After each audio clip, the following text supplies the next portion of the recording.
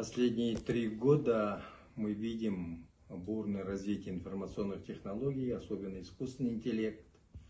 И в свете новых трендов, мировых трендов, Казахстан тоже проводит большую работу. Большое подспорье для нас, ученых, явилось, что Академия наук при президенте провела форсайтные исследования, и в те приоритетные направления вошло направление ИКТ и космос. Я, как декан IT-факультета, был приглашен на руководить рабочей группой по выработке предложений по отбору стратегических, перспективных направлений, в которые надо будет обращать внимание и выделять финансирование. По всем работам, которые мы проводились, я хочу отметить, в общем, 7 крупных проектов мы наработали. Первое – это направление квантовой технологии. Сегодня в Казахстане по квантовым технологиям, к сожалению, небольшие группы ученых есть, которые разбросаны. И наше интервью, наши исследования в рамках Форсайта показали, что это для нас является стратегическим приоритетным направлением. Это направление в ближайшее время мы, наверное, эту работу продолжим. Сейчас некоторые, так сказать, формирование научных групп проходит. Мы с индийскими центрами работаем, с российским центром работаем, с корейским центром. И есть пожелание, что по квантовым технологиям надо не только Казахстану, но странам Центральной Азии вместе. И, может быть, квантовый альянс университетов Центральной Азии. В октябре этого года мы проведем конференцию, и мы надеемся, поймем, что это, в общем-то, задача является региональной, не только страновая.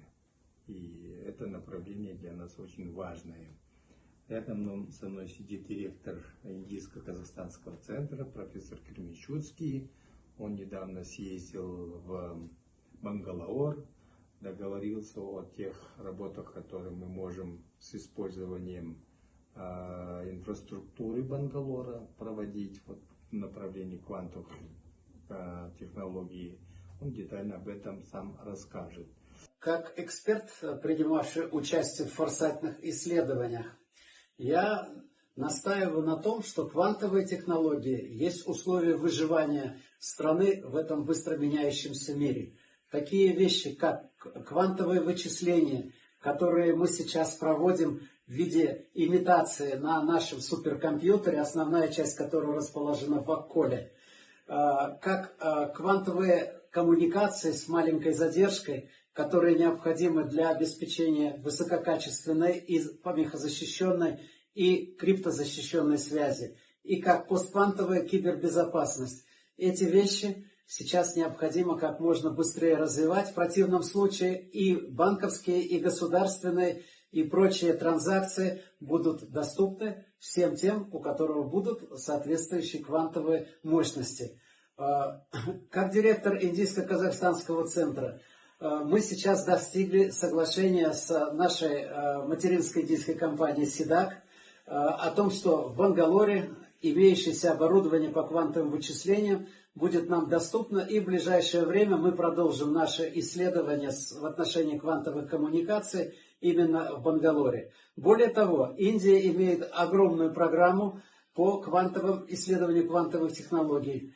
А мы, в свою очередь, предложили организовать квантовый альянс, который объединит Индию, Казахстан и страны Центральной Азии. Таким образом, наши небольшие возможности, тем не менее, могут быть синергетированы в одно большое направление, которое возможно. Второй большой проект, который нам важен и нужен в связи с развитием цифровых технологий, это, наверное, все-таки мир не дремлет.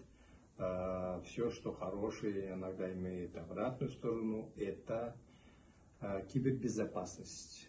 Цифровой мир как бы он быстро не развивался, но проблемы цифрового мира – это проблемы кибербезопасности. В этом отношении мы тоже сейчас ведем большую работу, договорились о создании рабочей группы, подготовлены техническое задание и рассматриваем о формировании группы по выработке киберполигона, который был бы для всех университетов и научных институтов общим.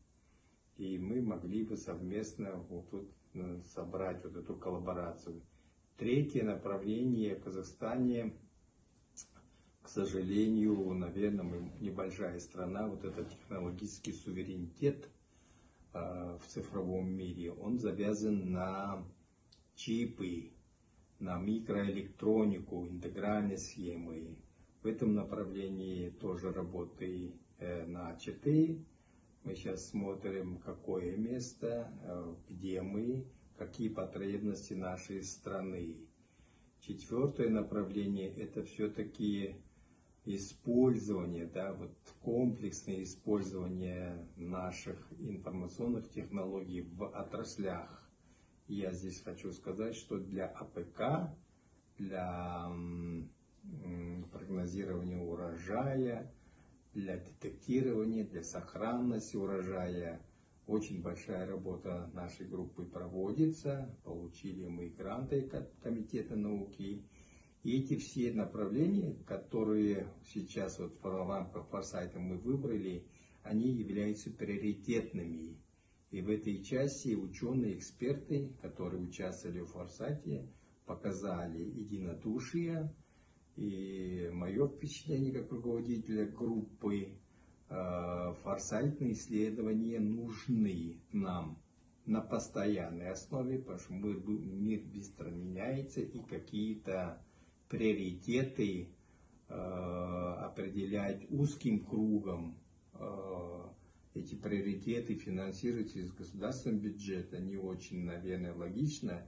Поэтому вот эта форсайтная сессия, форсайтное сообщество, оно выявляет страновые потребности, страновые компетенции, и, соответственно, мы коллаборируемся, делаем большие группы, и можно будет в каждом секторальном, да, изучении решать уже конкретные законченные, да, продукты предлагать.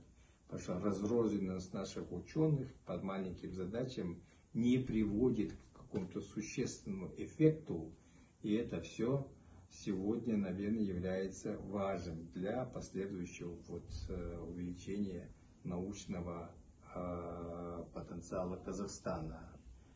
Ну вот в части суперкомпьютера, которые сегодня мы в ЯНУ запустили, мы недавно министру науки и образования предложили рассмотреть проект по созданию национальной научной сети суперкомпьютеров.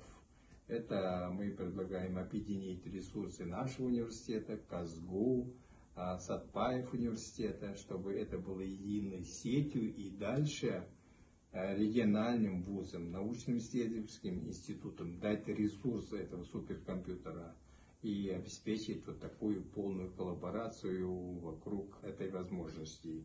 Мы сейчас подключаемся к центру СИДАК, да, индийскому центру.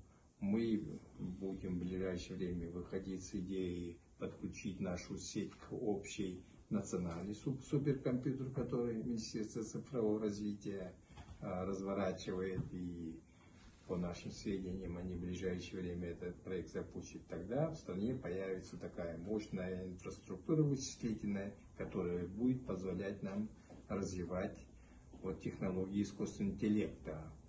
О каждом проекте наши коллеги, эксперты еще дадут интервью, но мое впечатление, что форсайт, он интегрирует, он определяет стратегии, он мозговая атака в тех направлениях, которые, в общем-то, наверное, государство должно для себя определить как приоритетные задачи, которые, в общем-то, перед Министерством науки, перед Комитетом науки стоят. Я надеюсь, что мы будем продолжать эту работу в рамках уже экспертного форсайтного сообщества.